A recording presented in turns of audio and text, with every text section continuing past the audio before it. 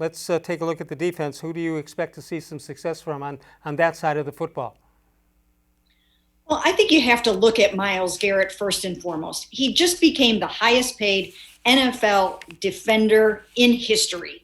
And when you set the bar that high and you pay him that much, you have to expect that he's going to come in, he's going to dominate games.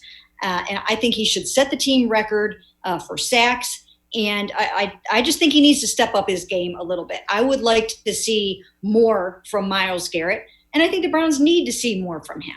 I think that, you need to make it impossible or next to impossible for that quarterback to do his job most of the time when Myles is on the field.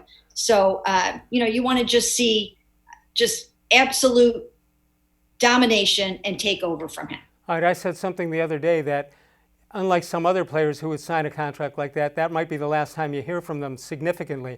I don't get that feeling with Myles Garrett.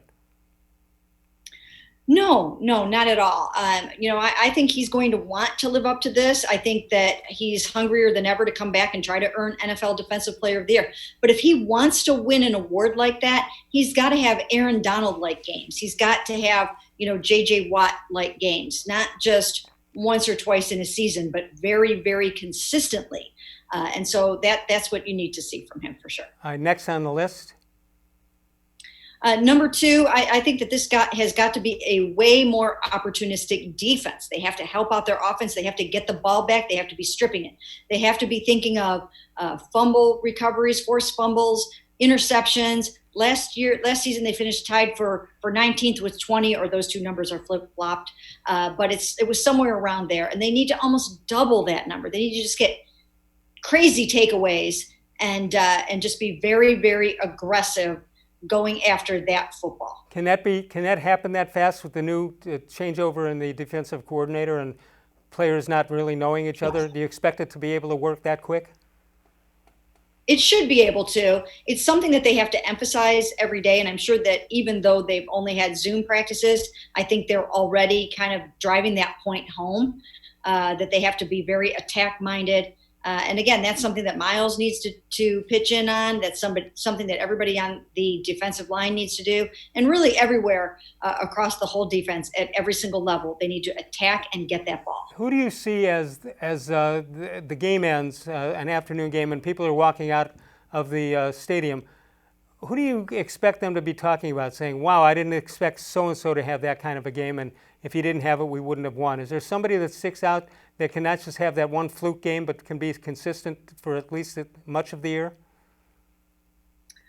Well, right now I'm going to say Olivier Vernon.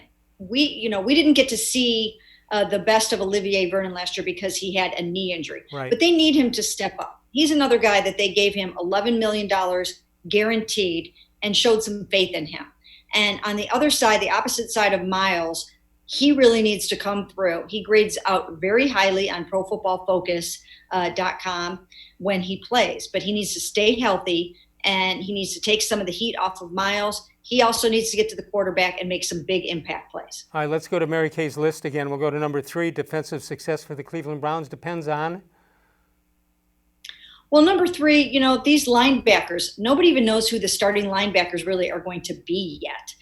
So I think these linebackers really need to step up and prove that they are better than everybody thinks they're going to be. I mean, I think we kind of have some idea that there are some bigger name players in the secondary, Denzel, Greedy, Grant Delpit, and we expect those guys to make some noise.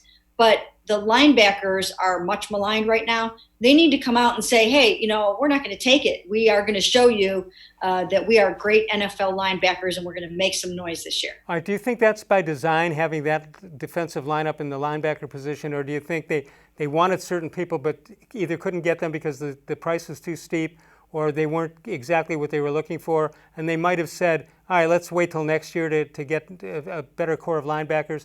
So I guess the original question was this by design? Well, I think so. In some ways, it was by design. I think that they felt that they added, B.J. Goodson, they added Jacob Phillips, I think, in the draft.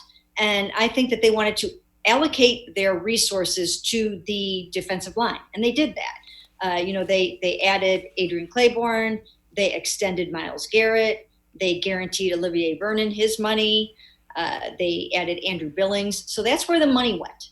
And they kind of said, linebacker, we're not going to spend a lot of money on that position. We will find out probably midway through the season if that was the right approach or not.